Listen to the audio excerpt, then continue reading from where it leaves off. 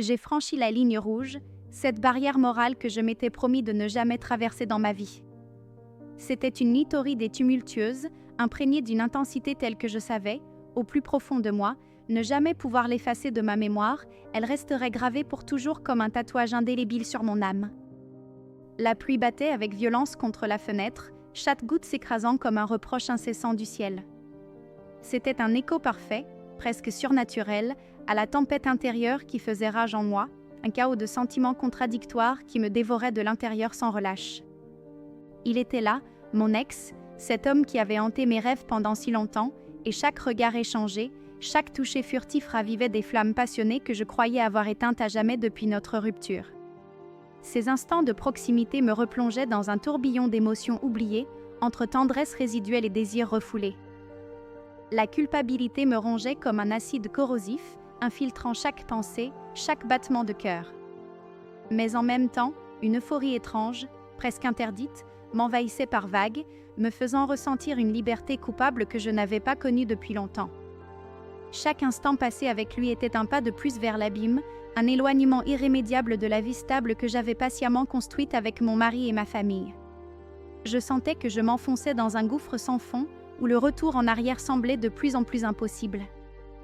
Au petit matin, alors que les premiers rayons du soleil perçaient timidement l'horizon, la décision s'imposa à moi avec une clarté brutale. Je devais rompre définitivement, mettre un terme à cette folie destructrice pour sauver mon mariage et préserver ce qui restait de mon intégrité.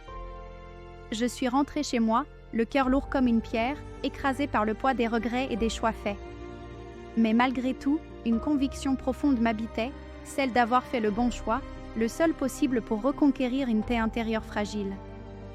Les jours suivants furent un mélange confus de soulagement palpable et de regrets lancinants qui me réveillaient la nuit. C'était une tentative désespérée de retrouver une normalité perdue, un quotidien banal qui m'échappait encore complètement. Je me suis plongée corps et âme dans le travail, dans les routines quotidiennes les plus monotones, espérant que le temps, ce grand guérisseur, effacerait peu à peu les traces indélébiles de cette nuit fatidique. Chaque tâche devenait une encre pour ne pas sombrer à nouveau. Mais mon corps, lui, semblait avoir d'autres plans, bien plus insidieux, m'envoyant des signaux subtils et persistants que je ne pouvais plus ignorer malgré tous mes efforts. Ces murmures physiques me rappelaient cruellement les conséquences possibles de mes actes. Une fatigue inhabituelle s'installait en moi sans raison apparente, accompagnée de nausées matinales qui me pliaient en deux chaque matin.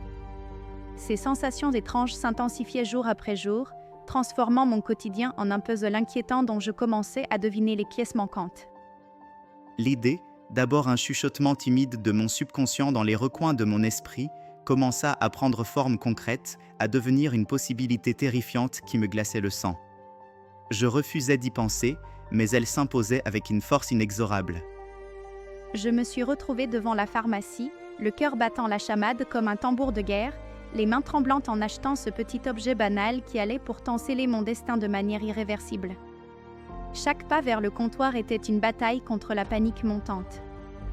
Dans la solitude oppressante de ma salle de bain, chaque seconde d'attente pour le résultat semblait s'étirer en une éternité insoutenable, emplie d'angoisse et d'espoir contradictoires.